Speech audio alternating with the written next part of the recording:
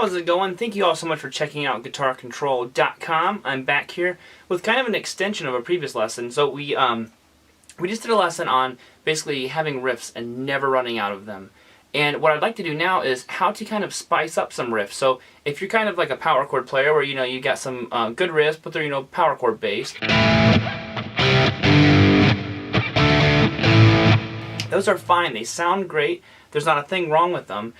We just want to maybe spice them up a little bit. So what we're going to do is we're going to be incorporating a scale today to really spice up and add that extra little layer to a riff to take it from, a normal power chord riff to something a little bit more. So make sure you get the tabs over on the website. That link is down below in the description for you. And other than that, let's go ahead and get to the lesson. Okay, so I'm going to go ahead and play you what we're going to be learning today. And like I said, it's kind of a build off of a previous lesson, but we're just spicing it up a little bit. So here's the riff.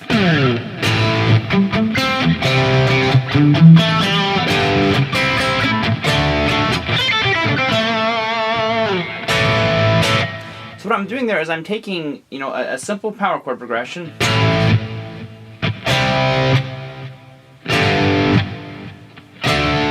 And to me, already just hearing that by itself, I can really hear how those little fills livened it up a lot. And what I'm doing is I'm pulling all those notes out of our A minor pentatonic scale. So if you don't know your A minor pentatonic scale, it's this. It's 5/8 on the low E, 5/7 on the A, 5/7 on the D, 5/7 on the G, 5/8 on the B, and 5/8 on the high E.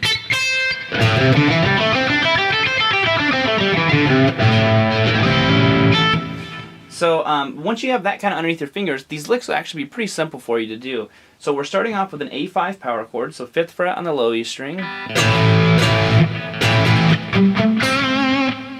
And then what you're going to do is you're going to do a little fill here. We're going to play 5/7 on the D, and then 5 on the G. And what I'm doing is I'm landing on a minor third, which is actually a C note, which is the next chord I'm going to go to. So.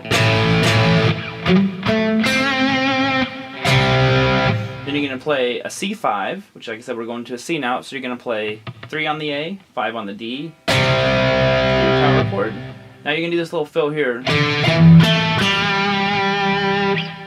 And that's 5/7 on the A, 7 on the D, and then 5 on the D. So now I just went to a minor 7. If you don't know what these terms mean, don't worry about it right now. Which is a G, which again is our next chord, so you can kind of see how I'm walking into each chord by going to the note before it starts. And you don't have to do that, that's just what I'm doing for right now. So we have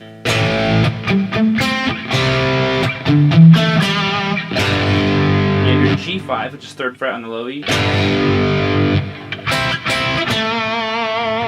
So this one I'm doing a little double stop, so I'm holding down 5 on the G and the B, play it twice, and then 7 on the D, which is our root note, so that's an A note right there.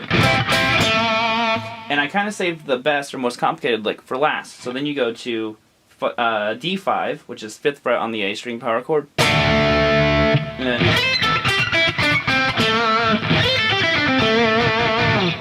so, which is kind of just going right down the scale. It's 8/5 on the high E, 8/5 on the B, 7/5 on the G, and then 7 on the D. And I'm adding that vibrato on there, but again, it's not a requirement, it's just a little bit of a phrasing thing. So we have.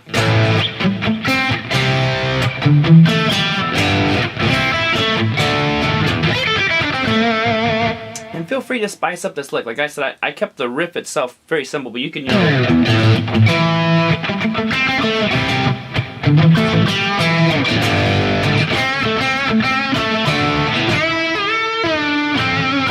lots of different examples that you can kind of throw into this one and make it as complicated as you'd like. Okay, I really hope you enjoyed that lesson. It's something that I feel is really important. It can really take your rhythm and lead playing and just riffs in general to a whole nother level of something that's so simple. So other than that, like I said, make sure you guys get those tabs down in the description, but I will see you next time.